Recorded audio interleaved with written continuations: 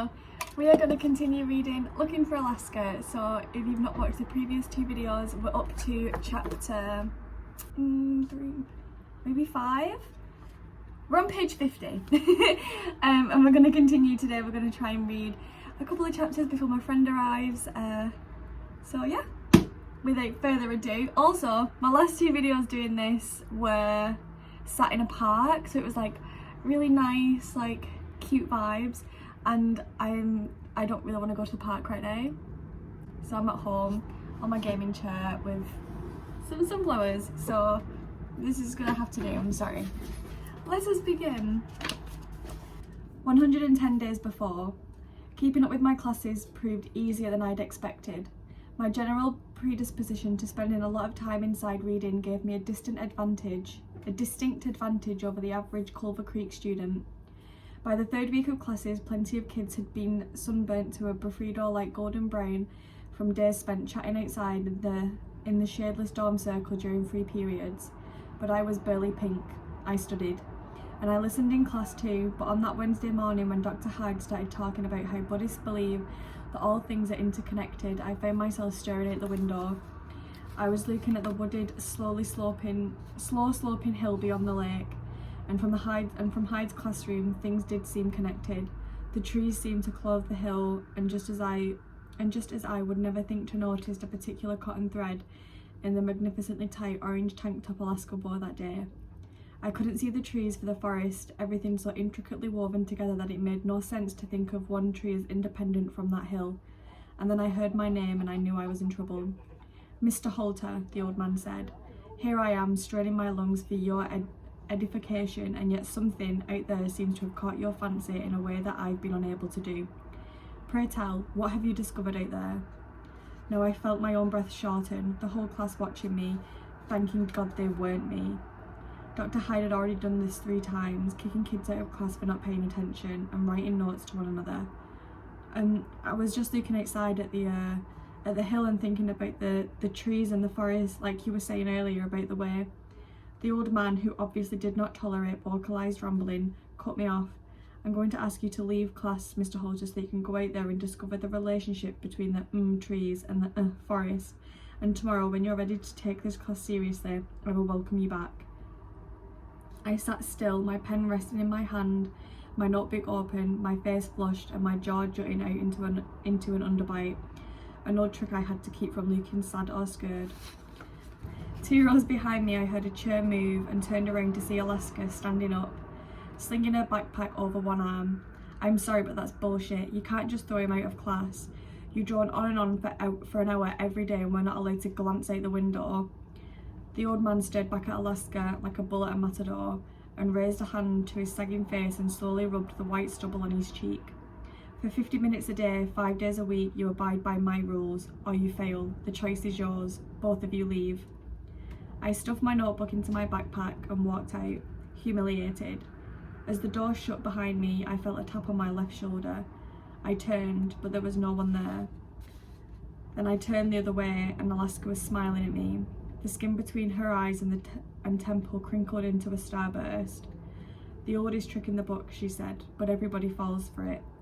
I tried to smile, but I couldn't stop thinking about Dr. Hyde. It was way worse than duct tape incident, because I always knew that the Kevin Richmonds of the world didn't like me, but my teachers had always been card-carrying members of the Miles Halter fan club. "I told you he was an arsehole," she said. "I still think he's a genius. He's right, I wasn't listening." "Right, but he didn't need to be a jerk about it, like he needs to prove his power by humiliating you." "Anyway," she said, "the only real geniuses are artists, Yeats, Picasso, Garcia Marquez, geniuses. Dr. Hyde, bitter old man." And then she announced we were going to look for 4-leaf clovers until class ended and we could go smoke with the Colonel and Takumi, both of whom, she added, are big-time arseholes for not marching out of class right behind us. When Alaska Young is sitting with her legs crossed in a brittle, periodically green clover patch, leaning forward in search of 4-leaf clovers, the pale skin of her sizable cleavage clearly visible, it is a plain fact of human sociology that it becomes impossible to join in her clover search. I'd gotten in enough trouble already for looking where I wasn't supposed to. But still, after perhaps 2 minutes of combing through a clover patch with her long dirty fingernails, Alaska grabbed a clover with 3 full-size petals and an undersized runt of a 4th and looked up at me, barely giving me time to avert my eyes. "Even though you were clearly not doing your part in the clover search, perv," she said really. "I really would give you this clover, except luck is for suckers." She pinched the runt petal between her nails of her thumb and finger and plucked it. "There," she said to the clover as it dropped onto the ground. "No, you're not a genetic freak anymore." Thanks," I said. The bell rang and Takumi and the Colonel were first out the door. Alaska stared at them. "What?" asked the Colonel, but she just rolled her eyes and started walking. We followed in silence through the dorm circle and then across the soccer field. We ducked into the woods, following the faint path around the lake until we came to a dirt road. The Colonel ran up to Alaska and they started fighting about something, quietly enough that I couldn't hear the words so much as the mutual annoyance, and I finally asked Takumi where we were headed. "I'm going to take my hat off." "This road dead ends into the barn," he said, "so maybe there, but probably the smoking hole, you'll see." From here the woods were a totally different creature than from Dr. Hyde's classroom. The ground was thick in fallen branches, decaying pine needles and bromley green bushes. The path wound past pine trees sprouting tall and thin, their stubbly needles providing a lace of shade from another sunburnt day, and the smaller oak and maple trees, which from Dr. Hyde's classroom had been invisible beneath the more majestic pines, showed hints of an as yet thermally unforeseeable fall. Their still green leaves were beginning to droop. We came to a rickety wooden bridge, just thick plywood laid over concrete foundation, over Culver Creek, the winding rivulet, and doubled back over and over again through the outskirts of campus. On the far side of the bridge there was a tiny path leading down a steep slope. Not even a path as much as a series of hints, a broken branch here and a patch of stomped down grass there, that people had come this way before. As we walked down single file, Alaska, the Colonel and Takumi each held back a thick maple branch from one another, passing it along until I, last in line, let it snap back into place behind me. And there, beneath the bridge, an oasis, a slab of concrete 3 feet wide and 10 feet long, with 3 blue plastic chairs stolen long ago from some classroom. Cooled by the creak of the shade of the bridge, I felt unhot for the first time in weeks. The Colonel dispensed the cigarettes. Takumi passed the rest of us lit up. "He has no right to condescend to us is all I'm saying," Alaska said. Continuing our conversation with the Colonel, Pudge is done with staring out the window and I'm done with going on tirades about it, and he's a terrible teacher and you won't convince me otherwise. "Fine," the Colonel said, "just don't make another scene. Christ, you nearly killed the poor old bastard." "Seriously, you'll never win by crossing Hyde," Takumi said. "He'll eat you alive, shit you out, then piss on his dump." Which, by the way, is what we should be doing to whoever ratted on Maria. Has anyone heard anything? "It must have been some weekday warrior," Alaska said, "but apparently they think it was the Colonel, so who knows? Maybe the Eagle just got lucky. She was stupid, she got caught, she got expelled, it's over. That's what happens when you're stupid and you get caught." Alaska made an O with her lips, moving her mouth like a goldfish eating, trying unsuccessfully to blow smoke rings. "Whoa," Takumi said, "if I ever get kicked out, remind me to even the score myself, since I sure can't count on you." "Don't be ridiculous," she responded, not angry so much as dismissive. "I don't understand why you're so obsessed with figuring out everything that happens here, like we have to unravel every mystery. God, it's over. Takumi, you gotta stop stealing other people's problems and get some of your own." Takumi started up again, but Alaska raised her hand as if to swat the conversation away. I said nothing. I hadn't known Maria, and anyway, listening quietly was my general social strategy. "Anyway," Alaska said to me, "I thought the way he treated you was just awful. I wanted to cry. I just wanted to kiss you and make it better." "Shame you didn't," I deadpanned, and they laughed.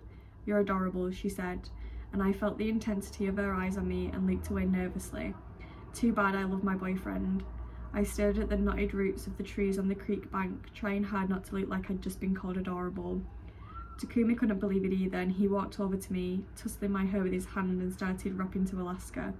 "Yeah, Pudge is adorable, but you want incorrigible? Is that a word? Maybe I'm pronouncing that wrong." Pudge is adorable, but you want incorrigible. So Jake is more endurable because he's so damn. Damn, I almost had 4 rhymes on adorable, but all I could think of was unfloorable, which isn't even a word. Alaska laughed. That made me not mad at you anymore. God, rapping is sexy. Pudge, did you even know that you're in the presence of the sickest MC in Alabama? No. Drop a beat, Colonel Catastrophe, Takumi said, and I laughed at the idea that a guy as short and dorky as the Colonel could have a rap name. The Colonel cupped his hand around his mouth and started making some absurd noises that I suppose were intended to be beats. Pooch, pooch. Takumi laughed. Right here, but the river. Right here, by the river. You want me to kick it? If your smoke was a popsicle, I'd sure lick it. My rhyming is old school, sort of like the ancient Romans. The Colonel's beats is like a sad Arthur Miller's Willie Loman. Sometimes I'm accused of being a showman. I can rhyme fast, I can rhyme slow, man. He paused, took a breath, and then finished. Like Emily Dickinson, I ain't afraid of a slant rhyme, and that's the end of the verse. MC's out on a high. I didn't know slant rhyme from regular rhyme, but I was suitably impressed. We gave Takumi a soft round of applause. Alaska finished her cigarette and flicked it into the river. Why do you smoke so damn fast? I asked. She looked at me and smiled widely. And such a wide smile on her narrow face mightn't have looked goofy if it were not for the unimpeachable, elegant green in her eyes. She smiled with all the delight of a kid at Christmas morning and said, "You'll smoke to enjoy it. I smoke to die." 109 days before. So we're at the next chapter. Dinner in the cafeteria the next night was meatloaf. One of the rare dishes that didn't arrive deep fried, and perhaps as a result, meatloaf was Maureen's greatest failure. A stringy, gravy-soaked concoction that did not much resemble a loaf and did not much taste like meat. Although I'd never ridden it, Alaska apparently had a car, and then she offered to drive the Colonel and me to McDonald's. But the Colonel didn't have any money, and I didn't have much either, with what constantly paying for his extravagant cigarette habit.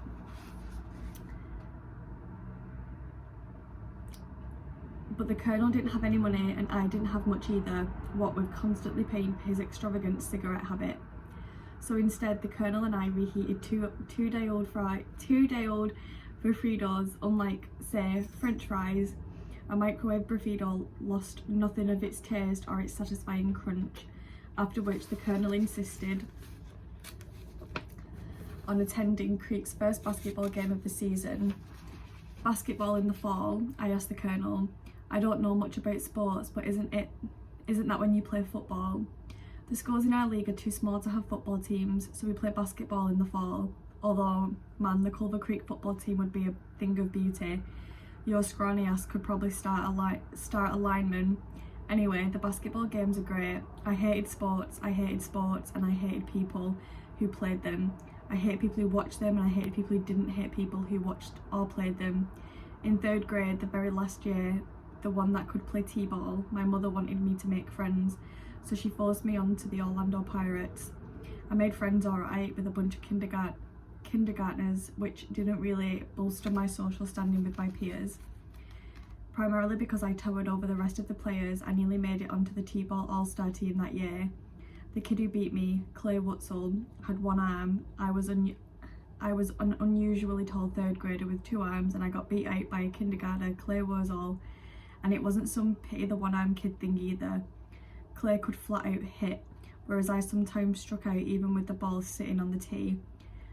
One of the things that appealed to me the most about Culver Creek was that my dad assured me there was no PE requirement. There was only one time when I put aside my passionate hatred for the weekday Warriors and their country club bullshit, the Colonel told me, and that's when they pump up the air conditioning in the gym for a little old-fashioned Culver Creek basketball. You can't miss the first game of the year. As we walked towards the airplane hangar of a gym, which I had seen but never even thought to approach, the Colonel explained to me the most important thing about our basketball team. They were not very good. The star of the team, the Colonel said, was a senior named Hank Walston, who played power forward despite being 5'8". Hank's primary claim to campus fame, I already knew, was that he always had weed, and the Colonel told me that for 4 years Hank started every game without ever once playing sober.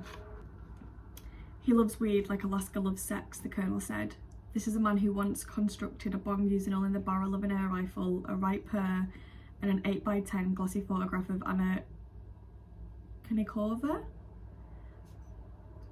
I'm probably pronouncing that super wrong, I'm so sorry. Not the brightest gem in the jewellery shop, but you've got to admire his single-minded dedication to drug abuse. From Hank, the Colonel told me, it went downhill until you reached Wilson Carbod, the starting centre, who was almost 6 feet tall. We're so bad, the Colonel said, we don't even have a mascot. I call us Culver Creek Nothings. So they just suck? I asked. I didn't quite understand the point of watching your terrible team get walloped, though the air conditioning was reason enough for me. Oh, they suck, the Colonel replied, but we always beat the shit out of a deaf and blind school. Apparently basketball wasn't a big priority at the Alabama School of the Deaf and Blind, and so we usually come out of the season with a single victory. When we arrived, the gym was packed with most every Culver Creek student. I noticed, for instance, the Creek's 3 goth girls reapplying their eyeliner as they sat on the top row of the gym's bleachers. I never attended a school basketball game back home, but I doubted the crowds there were quite so inclusive. Even so, I was surprised when none other than Kevin Richmond sat down on the bleacher directly in front of me while the opposing school's cheerleading team, their unfortunate school colours were mud brown and dehydrated piss yellow, tried to fire up small visitors section in the crowd. Kevin turned around and stared at the Colonel. Like most of the other guy warriors, Kevin dressed preppy, looking like a lawyer who enjoys golfing waiting to happen. And his hair, a blonde mop, short on the sides and spiky on top, was always soaked through with so much gel that it looked perennially wet. Perennially? Yeah, I'm pronouncing that right, I think. I didn't hate him like the Colonel did, of course, because the Colonel hated him on principle, and principled hate is a hell of a lot stronger than, boy, I wish you hadn't mummified me and thrown me into the lake hate. Still, I tried to stare at him intimidatingly as he looked at the Colonel, but it was hard to forget that this guy had seen my skinny ass in nothing but boxers a couple of weeks ago. You ratted our Paul and Maria, we got you back. Truce? Kevin asked. I didn't rat them out. Pudgy certainly didn't rat them out, but you brought him in on your fun. Truce? Let me take a poll real quick. The cheerleaders sat down, holding their pom-poms close to their chest as if praying. Hey Pudge, the Colonel said, what do you think of a truce? It reminds me of when the Germans demanded that the US surrender at the Battle of the Bulge, I said. I guess I'd say this to the truce offer with General McAuliffe said to come to one. General McAuliffe said to that one, nuts. Why would you try to kill this guy, Kevin? He's a genius. Nuts to your truce. Come on, dude, I know you ratted them out and we had to defend our friend, and now it's over. Let's end it. He seemed very sincere, perhaps due to the Colonel's reputation for pranking. I'll make you a deal. You pick one dead American president. If Pudge doesn't know the guy's last words, truce. If he does, you spend the rest of your life laminating the day you pissed in my shoes. Lamenting. I said the word wrong. That's retarded. Alright, no truce, the Colonel shot back. Fine. Mildred Fillmore, Kevin said. The Colonel looked at me hurriedly, his eyes saying, was that guy a president? I just smiled. When Fillmore was dying, he was super hungry, but his doctor was trying to starve his fever or whatever. Fillmore wouldn't shut up about wanting to eat, though, so finally the doctor gave him a tiny teaspoon of soup, and all sarcastic Fillmore said the nourishment is palatable, and then he died. No truce. Kevin rolled his eyes and walked away, and it occurred to me that I could have made up any last words for Mildred Fillmore, and Kevin probably would have believed me if I'd used that same tone of voice. The Colonel's confidence rubbing off on me. That was your first badass moment, the Colonel laughed. No, it's true that I gave you an easy target, but still, well done. Unfortunately for Culver Creek Nothings, we weren't playing the deaf and blind school, we were playing some Christian school from downtown Birmingham, a team stoked with huge gargantuan ape men with thick beards and a strong distaste for turning the other cheek. At the end of the first quarter, 20-4, and that's when the fun started. The Colonel led all of the cheers. Cornbread, he screamed. Chicken, the crowd responded. Rice, peas, and then all together we got higher SATs. Hip hip hooray, the Colonel cried. You'll be working for us someday. The opposing team's cheerleaders tried to answer our cheers with, the roof, the roof, the roof is on fire. Hell is in your future if you give in to desire, but we could always do them one better. Buy, sell, trade, barter, you're much bigger but we are smarter. When the visitors shoot a free throw on most every court in the country, the fan makes a lot of noise, screaming and stomping their feet. It doesn't work because players learn to tune out white noise at Culver Creek. We had a much better strategy. At first, everyone yelled and screamed like in a normal game, but then everyone said shh, and there was absolute silence. Just as our hated opponent stopped dribbling and prepared for his shot, the Colonel stood up and screamed something like, for the love of God, please shave your back hair, or I need to be saved, can you minister to me after your shot? Towards the end of the third quarter, the Christian school coach called a timeout and complained to the ref about the Colonel, pointing at him angrily. We were down 56-13. The Colonel stood up. What, you have a problem with me? The coach screamed. You're bothering my players. That's the point, Sherlock, the Colonel screamed. The ref came over and kicked him out of the gym. I followed him. I've gotten thrown out of 37 straight games, he said. Damn. Yeah, once or twice I've had to go really crazy. I ran onto the court with 11 seconds left once and stole the ball from the other team. It wasn't pretty, but you know, I have a streak to maintain. The Colonel ran ahead of me, gleeful at his ejection, and I jogged after him, trailing in his wake. I wanted to be one of those people who have streaks to maintain, who search the ground with their intensity, but for now, at least, I knew such people and they needed me, just like comets need tails. 108 days before. The next day, Dr. Hyde asked me to stay after class. Standing before him, I realised for the first time how hunched his shoulders were, and he seemed suddenly sad and kind of old. You like this class, don't you? He asked. Yes, sir. You've got a lifetime to mull over the Buddhist understanding of interconnectedness. He spoke every sentence as if he'd written it down, memorised it, and was now reciting it. But while you were looking out the window, you missed the chance to explore the equally interesting Buddhist belief in being present. For every facet of your daily life, of truly being present. Be present in this class, and then when it's over, be present out there, he said, nodding towards the lake and beyond. Yes, sir. 101 days before. On the first morning of October, I knew something was wrong as soon as I woke up enough to turn off the alarm clock. The bed didn't smell right and it didn't feel right. It took me a groggy minute before I realised I felt cold. Well, at the very least, the small fan clipped to my bunk seemed suddenly unnecessary. It's cold, I shouted. Oh God, what time is it? I heard above me. 8:04, I said. The Colonel, who didn't have an alarm clock but almost always woke up to take a shower before mine went off, swung his short legs over the side of the bed, jumped down and dashed to his dresser. I suppose I missed my window of opportunity to shower, he said as he put on a green Culver Creek basketball t-shirt and a pair of shorts.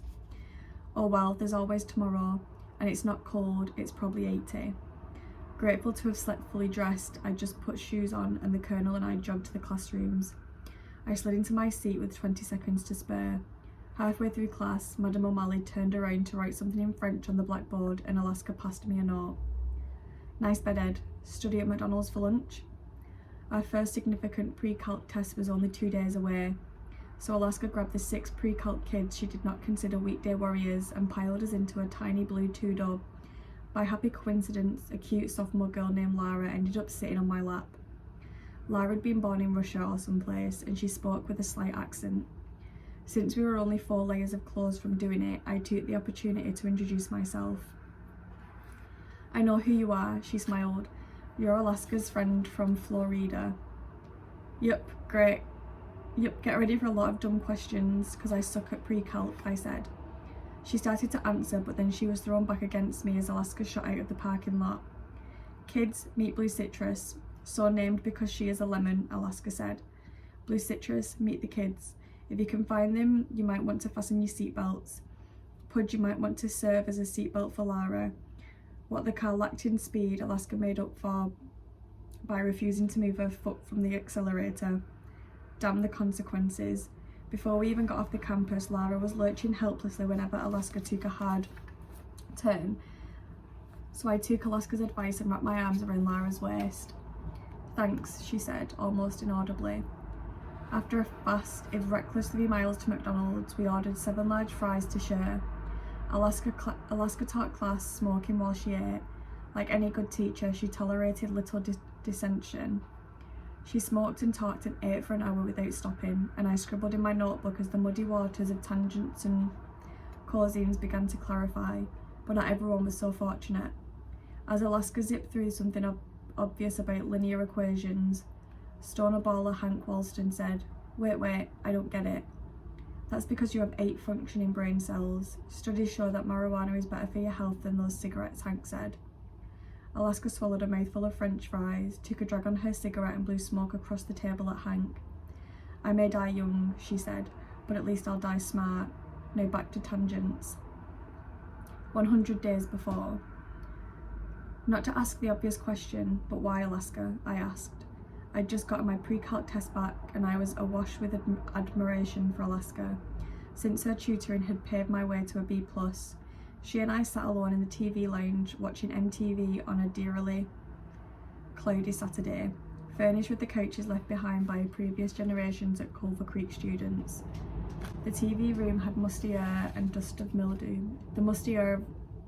The TV room had the musty air of dust and mildew, and perhaps for that reason was almost perennially unoccupied. Oh, I'm moving. Alaska took a sip of Mountain Dew and grabbed my hands in hers. "Always comes up eventually. Alright, so my mum was something of a hippie when I was a kid. You know, wore oversized sweaters she knitted herself, smoked a lot of pot, etc. And my dad was a real Republican type. And so when I was born, my mum wanted to name me Harmony Springs Young, and my dad wanted to name me Mary Frances Young. As she talked, she bobbed her head back and forth to the MTV music, even though the song was the kind of manufactured pop ballad she professed to hate. So instead of naming me Harmony or Mary, they agreed to let me decide. So when I was little, they called me Mary. They called me Sweetie or whatever, but like on school forms and stuff, they wrote Mary Young. And then on my 7th birthday, my present was that I got to pick my name. Cool, huh? So I spent the whole day looking at my dad's globe for a really cool name. And so my first choice was Chad, like the country in Africa, but then my dad said that was a boy's name, so I picked Alaska. I wish my parents had let me pick my name, but they went ahead and picked the only name firstborn male halters have had for centuries. "But why Alaska?" I asked her. She smiled with the right side of her mouth. Well, later I found out what it means. It's from an Aleut word, Alyeska. It means that which the sea breaks against, and I love that. But at the time I just saw Alaska up there, and it was big just like I wanted to be, and it was damn far away from Vine Station, Alabama, just like I wanted to be. I laughed. "I know you're all grown up and fairly far away from home," I said, smiling. "So congratulations." She stopped the head bobbing and let go of my unfortunately sweaty hand. "Getting out isn't that easy," she said seriously, her eyes on mine like I knew the way out and wouldn't tell her, and then she seemed to switch conversational horses in midstream. "Like after college, you know what I want to do? Teach disabled kids. I'm a good teacher, right? Shit, if I can teach you pre-calc, I can teach it to anybody, like maybe kids with autism." She talked softly and thoughtfully like she was telling me a secret, and I leaned in towards her, suddenly overwhelmed with the feeling that we must kiss, that we ought to kiss right now on the dusty orange couch with its cigarette burns and its decades of collected dust.